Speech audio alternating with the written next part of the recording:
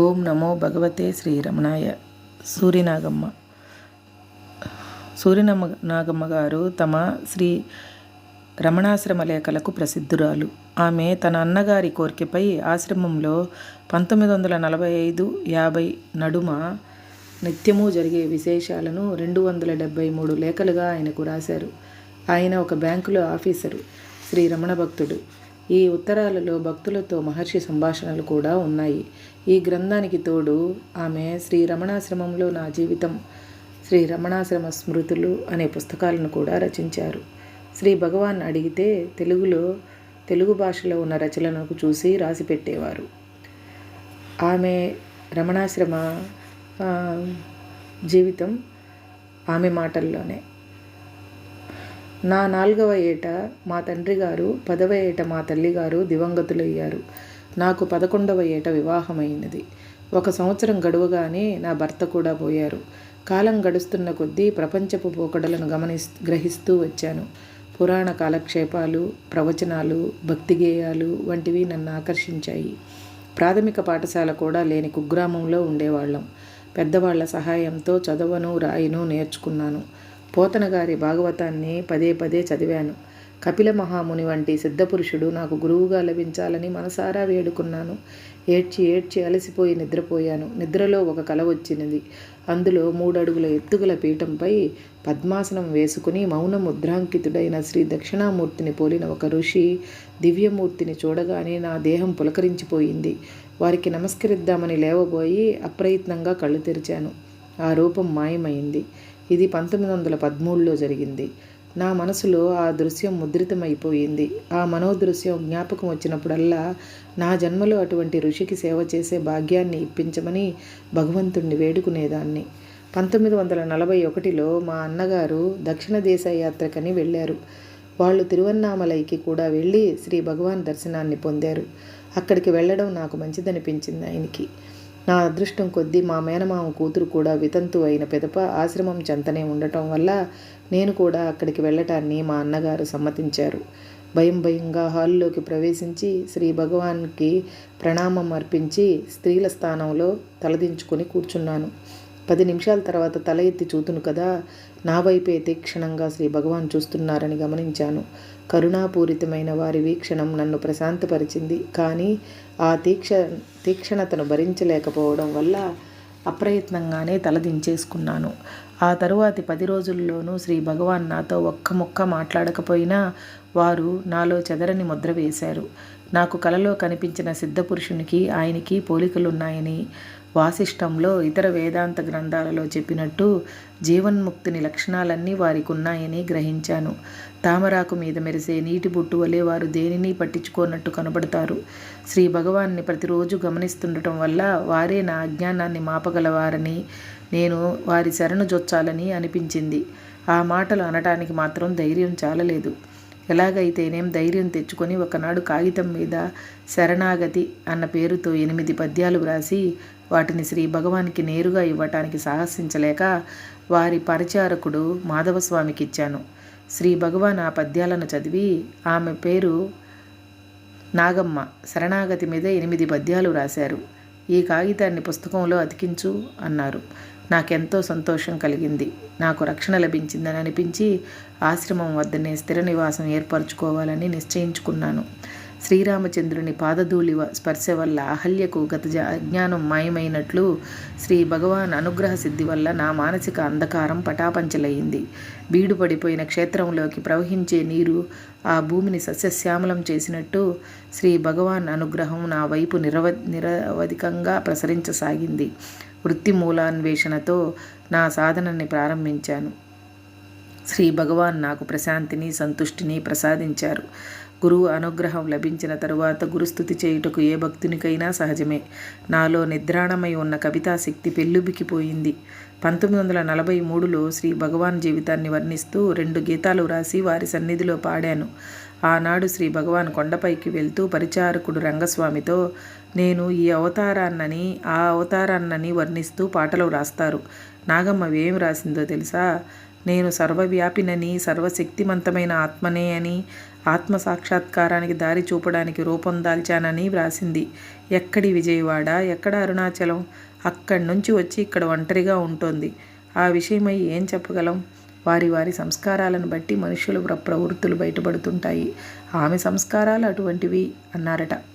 4 రోజుల తర్వాత ప్రార్థన అనే శీర్షికతో 4 పద్యాలు వ్రాసి శ్రీ భగవాన్ పాదాల చెంత సమర్పించాను. వాటిని చూచి శ్రీ భగవాన్ తమలో తామే నవ్వుకున్నారు. దీనిని చూచి శ్రీ భగవాన్ మరొక పరిచారకుడు రాజగోపాల్ అయ్యర్ ఆ పద్యాలలో ఏముందని వారిని అడిగాడు. ఈ 4 పద్యాలు ఒక ప్రార్థనగా వ్రాయబడ్డాయి. 2వ పద్యం తమాషాగా ఉంటుంది. నేను కొండని విడిచి ఇక్కడ స్థిరపడిపోయిన తర్వాత పూర్వం వలె నాకు సేవ చేయటానికి కోతులు లేవు కదా. కోతి వంటి నా మనస్సు సేవలను అందుకోరాదా? ఈ కోతి ఏదో ఒక వస్తువు కోసం పాకులాడుతుంది. దీనిని బంధించనైనా బంధించండి, లేదా మందలించండి, ఏదైనా సరే మీకు సేవ చేసేటట్టు మాత్రం చేయండి. ఆదిశంకర్లు శివానంద లహరిలో ఇటువంటి భావమే గల ఒక శ్లోకాన్ని వ్రాశారు. అందులో, ఓ శంకరా, నీ ఒక భిక్షువువి. నా మనస్సనే కోతిని నీ కర్రకు కట్టేసుకొని భిక్షాటనకి వెళ్ళకూడదా? నీకు సమృద్ధిగా భిక్ష దొరుకుతుంది కదా అని వ్రాశారు. విజయవాడలో ఉన్న మా అన్నగారు నన్ను వాళ్ళ దగ్గరికి రమ్మంటూ 1943లో ఒక ఉత్తరం రాశారు. శ్రీ భగవాన్ గోశాలకు వెళ్ళి తిరిగి వస్తుండగా వారిని సమీపించి, మా బంధువులు వాళ్ళ దగ్గరికి రమ్మంటున్నారు. కుటుంబ విషయాల సుడిగుండంలో పడిపోతానేమోనని భయంగా ఉంది అన్నాను. శ్రీ భగవాన్ చిరునవ్వుతో, అందరూ మనలో పడుతుంటే మనం ఇతరులలో పడే ప్రశ్న ఎట్లా వస్తుంది అనేసి వెళ్ళిపోయారు. శ్రీ భగవాన్ మాటల ప్రాధాన్యం ఏమిటో నాకు అర్థం కాలేదు. మద్రాసు చేరే వరకు నేను మద్రాసు చేరాను. అక్కడ నా కోసం ఒక వర్తమానం వేచి ఉన్నది. మా అన్నగారు విజయవాడ నుంచి మద్రాసు వస్తారట. వాళ్ళని నాతో కూడా శ్రీ రమణాశ్రమానికి తీసుకెళ్లాలట. దీన్ని చూసి ఆశ్చర్యపోయాను. 1943-45ల నడుమ ఎన్నో పద్యాలు వివిధ శీర్షికలతో రాశాను. అవి నక్షత్రమాల, అర్పణ, బాలకృష్ణ గీతావళి, రమణ శతకం. మా అన్నగారికి లేఖలు రాయటం కూడా ప్రారంభించాను. ఆశ్రమంలో జరిగే విషయాలను వివరిస్తూ ఆయన వ్రాయమని ఆయనే కోరారు. ఒక తెలుగావిడ ఆశ్రమంలో మధురంగా పాడేవారు. ఆమె ప్రసిద్ధులైన కవులు వ్రాసిన భక్తి గీతాలను పాడేవారు. పాడేటప్పుడు రామాకి బదులు రమణ అనేవారు. భావగర్భితాలు ఆ పాటలు. ఆమె చక్కగా పాడగలిగేవారు. అందువల్ల అందరికీ సంతోషంగా ఉండేది. ఆ పాటలను ఎవరు రాశారని అడిగినప్పుడు తానే వ్రాసినట్టు చెప్పారు. ఆ పాటలను ఇంగ్లీషులోకి అనువదించడానికి వీలుగా రాసి పెట్టమని కొందరు భక్తులు అడిగారు. ఆమె వాటిని రాసి శ్రీ భగవాన్కి సమర్పించి వాటి అనువాదానికి ఏర్పాటు చేయమని కోరారు. ఆ సమయానికి అక్కడే ఉన్న మునగాల వెంకట్రామయ్య గారికి ఆ కాగితాన్ని ఇచ్చారు శ్రీ భగవాన్. ఆ పాటలలో కఠినమైన పదాలకు అర్థం చెప్పమని నన్ను కోరగా సరేనని ఒప్పుకున్నాను. ఈ గేయాలని శ్రీరాముని ఉద్దేశించి పెద్దవాళ్ళు ఎప్పుడూ రాశారని కూడా చెప్పాను. ఆయన శ్రీ భగవాన్ వద్దకు వెళ్ళాడు. వారు చిరునవ్వుతో పాటలోని భాషని భావాలని విన్నప్పుడే వాటిని ఎవరో ప్రాచీన కవులు రాసి ఉంటారని గ్రహించాను. అయితేనేం, ఇక్కడికి వచ్చినప్పుడు ఏదో ఒకటి వ్రాయాలని కొందరికి అనిపిస్తుంది. కవులు స్వయంగా రాస్తారు, ఇతరులు వాటిని అనుసరిస్తారు. రామాకి బదులు రమణ అంటారు. రామ రమణ ఒకటే. మీరేమంటారు? అనువాదాన్ని చేస్తారా అని శ్రీ భగవాన్ అడిగారు. అందరూ మౌనం వహించారు. వడ్డన చేసేటప్పుడు వంటవాళ్ళు శ్రీ భగవాన్ పట్ల ప్రత్యేకమైన శ్రద్ధని చూపేవారు. ఒకసారి శ్రీ భగవానికి పాయసం కొంచెం ఎక్కువ వడ్డించారు. వెంటనే వారు కోపగించుకుని మళ్ళీ అదే ధోరణి. భగవానికి వడ్డించేటప్పుడు గరిటెని నింపుతారు, మిగిలిన వాళ్ళకి మాత్రం సొగమే నిండుతుంది. ఇట్లా చేయవద్దని ఎన్నిసార్లు చెప్పాను? చేతిలో గరిటె ఉంటే చాలు, తనకి జిల్లా కలెక్టర్ అంత అధికారం ఉంటుందనుకుంటారు. ఏ భయము లేకుండా ఏదైనా చేయవచ్చు అనుకుంటారు. ఇట్లాగే సంబంధిత వాళ్ళనందరినీ చీవాట్లు పెట్టారు. 1945-46లో ఒకనాటి మధ్యాహ్నం ఆశ్రమానికి కొద్దిగా ఆలస్యంగా వెళ్ళాను. భక్తులంతా కొబ్బరి ముక్కలను నములుతున్నారు. నన్ను చూడగానే శ్రీ భగవాన్, అదిగో నాగమ్మ వచ్చింది, ఆమెకు కూడా కొంత కొబ్బరి ఇవ్వండి అన్నారు. దగ్గర ఉన్న వారెవరో, అయ్యో అంతా అయిపోయిందే అన్నారు. వెంటనే శ్రీ భగవాన్ నన్ను దగ్గరికి పిలిచి తమ చేతిలో ఉన్నదంతా నాకు ఇచ్చేశారు. నేను వారింపబూనాను. అయినా వారు, నేను తిన్నాను, నీ వాటాయే మిగిలిపోయింది అన్నారు. నేను దానిని మహాప్రసాదంగా స్వీకరించి ఎంతో ఇష్టంగా తీసుకున్నాను. నాకది అమృతతుల్యము అనిపించింది. నా సంతోషాన్ని వర్ణించలేం. ఉపవాసాల ప్రాముఖ్యత గురించి ఒక భక్తుడు శ్రీ భగవాన్ని అడిగారు.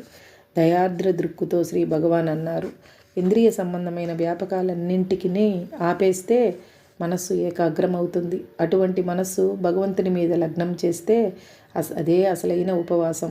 ఉప అంటే దగ్గర, వాసం అంటే ఉండటం. ఎక్కడుంటాడేమిటి, అతను ఆత్మలో ఉంటాడు. వాంఛలే మనసుకి ఆహారం, వాటిని విడనాడటమే ఉపవాసం అంటే. మనసుకి ఆహారం లేకుండా చేయగలిగిన వాడు దేహానికి ఆహారాన్ని నిరాకరించరక్కర్లేదు. మనసుకి ఉపవాసం కలిగించలేని వారి కోసమే శారీరకమైన ఉపవాసాన్ని నిర్దేశించారు. ఆ విధంగా మనసు నిర్మలమవుతుందని. ఆశ్రమంలో ఉండే ఒక తెలుగు ఆవిడ శ్రీ భగవాన్ని కృష్ణ భగవాన్ గాను, తనని గోపికగాను ఊహించుకునేది. వారికి ఆ భావాన్నే వ్రాసింది. నలుగురికి చెప్పింది కూడా. వీటినేమీ పట్టించుకోలేదు శ్రీ భగవాన్. ఆమె వ్రాసిన దానిని నాకిచ్చారు. వారైతే ఊరుకోగలిగారు, కానీ ఆ పిచ్చి పిచ్చి రాతలను చూసి నేను ఊరుకోలేకపోయాను. ఆమె రెచ్చిపోయి నా గురించి ఇంత అసభ్యంగా వ్రాయటం మొదలుపెట్టింది. ఎంతో అసభ్యంగా రాయటం మొదలుపెట్టింది. శ్రీ భగవాన్ నవ్వుతూ, ఇవిగో ఆవిడిచ్చిన రాతలు, అన్నీ నీ గురించే అంటూ నాకిచ్చారు. ఒకనాడు కన్నీళ్లతో శ్రీ భగవాన్తో అన్నాను, అటువంటి ఉత్తరాలను నేను చదవలేను, నాకు వాటిని ఇవ్వవద్దు దయచేసి అన్నాను. ఆ పైన వారు ఇంకెప్పుడు ఇవ్వలేదు. కొన్నాళ్ల తర్వాత ఆమె ఉన్మత్తురాలైపోయేటప్పటికీ ఆమె భర్తను పిలిపించి ఆమెను ఆశ్రమం నుంచి తీసుకుపోమ్మన్నారు. 1949 నవంబర్లో ఆమె నాకు ఒక ఉత్తరం రాసింది, శ్రీ భగవాన్ ఆరోగ్యం ఎట్లాగుందంటూ. అప్పటికి వారి ఆరోగ్యం క్షీణిస్తోందని ఆమె విన్నదట. నా గురించి తాను రాసిన దానికి క్షమాపణ కూడా కోరింది. నన్ను జవాబు రాయమని అడిగింది. నేను ఈ విషయాన్ని శ్రీ భగవాన్కి విన్నవించగా వారు అట్లాగా అనేసి 3 రోజులు ఊరుకున్నారు. ఆ రోజులలో నేను సాష్టాంగ నమస్కారం చేసేటప్పుడల్లా వారి చూపులో ఉండే దయ లోపించినట్లు అనిపించింది. పైగా వారు ముఖాన్ని తిప్పేసుకునేవారు. దానికి కారణమేమై ఉంటుందా అని ఆలోచించగా ఆమె పట్ల నేను పెంచుకున్న ద్వేషం ఆమెకు సమాధానం ఇవ్వకపోవడానికి కారణము అయి ఉండొచ్చని గ్రహించాను. వెంటనే ఆమెకు ఒక జవాబు రాసి శ్రీ భగవాన్ వద్దకు వెళ్ళి వారికి సాష్టాంగ నమస్కారం చేశాను. వారు దయతో నన్ను చూశారు. ఆమెకు ఉత్తరం రాసి పోస్టు చేసి వస్తున్నానని చెప్పగా విని పరిచారకులతో నాగమ్మ తెలుగు ఆవిడకి ఉత్తరం రాసి వచ్చింది. ఈమెను దూషిస్తూ ఆమె ఇదివరకు రాసినందుకు క్షమాపణ చెప్తూ భగవాన్ ఆరోగ్యం గురించి విచారించారు అన్నారు. ఆ తర్వాత దయతో నన్ను చూచారు. ఈ ఉదంతాన్ని ఇంకెవరికో చెప్తూ కోపము ద్వేషము ఉన్నంతకాలం వైరాగ్యం కలగదని అన్నాను. ఆవిడ అర్ధరహితంగా ప్రవర్తించినా ఆమె పట్ల శ్రీ భగవానికి కరుణ ఉండేది. తమదైన రీతిలో నాకు బోధించారు. నేను ఆమె పట్ల ద్వేషం ఉంచుకోకూడదని. వేసవి ప్రారంభమైనప్పటి నుంచి శ్రీ భగవాన్ జూబిలీ హాల్లోనే ఉంటూ వచ్చారు. మధ్యాహ్నపు వేళ పరిచారకులు శ్రీ భగవాన్ సోఫాని ఉత్తరం వైపు మార్చేవారు. అక్కడ కొన్ని క్రోటన్ మొక్కలు, పైనుంచి వేలాడే వట్టివేళ్ల తడికలు ఉండేవి. ఆ తడికలను ఎప్పటికప్పుడు తడుపుతుండేవారు. ఒకనాడు మధ్యాహ్నం వేళ నేను అక్కడికి వెళ్ళాను. శ్రీ భగవాన్ ఒక బట్టని కప్పుకొని తలపైన కూడా బట్టని వేసుకున్నారు. పరిచారకుడు కృష్ణస్వామి తప్ప అక్కడ ఎవరూ లేరు. అతడు శ్రీ భగవాన్ వెనుకగా నిలబడి ఉన్నాడు. వారిపై గులాబీ నీళ్లు చల్లుదామని ఒక పిచ్చికారిని పట్టుకొని సిద్ధంగా ఉన్నాడు. అప్పుడు శ్రీ భగవాన్ నాతో, చూడు, నాకు అభిషేకం చేస్తున్నారు. ఒక తడి బట్టని నాకు కప్పారు. చుట్టూ తడికలు కట్టి వాటిని తడుపుతున్నారు. ఊటీలాగా చల్లగా ఉంది ఇక్కడ అన్నారు. కాసేపు ఆగి ఏవో గత స్మృతుల గురించి శ్రీ భగవాన్ మాట్లాడసాగారు. మేము విరూపాక్ష గుహలో ఉండగా వేసవిలో అక్కడ నీళ్లుండకపోవడం వల్ల చూత గుహ దగ్గరికి వెళ్ళేవాళ్ళం. మధ్యాహ్నం వేళ కింది వర్గాల పేద స్త్రీలు నెత్తిన గడ్డి మోపులు పెట్టుకుని అలిసిపోయి నీటి కోసం వెతుక్కుంటూ అక్కడికి వచ్చేవాళ్ళు. పాపం వాళ్ళు పొద్దున్నే ఇంత గంజి తాగి కొండ మీదకి గడ్డి కోసుకోవడానికి వెళ్ళేవారు.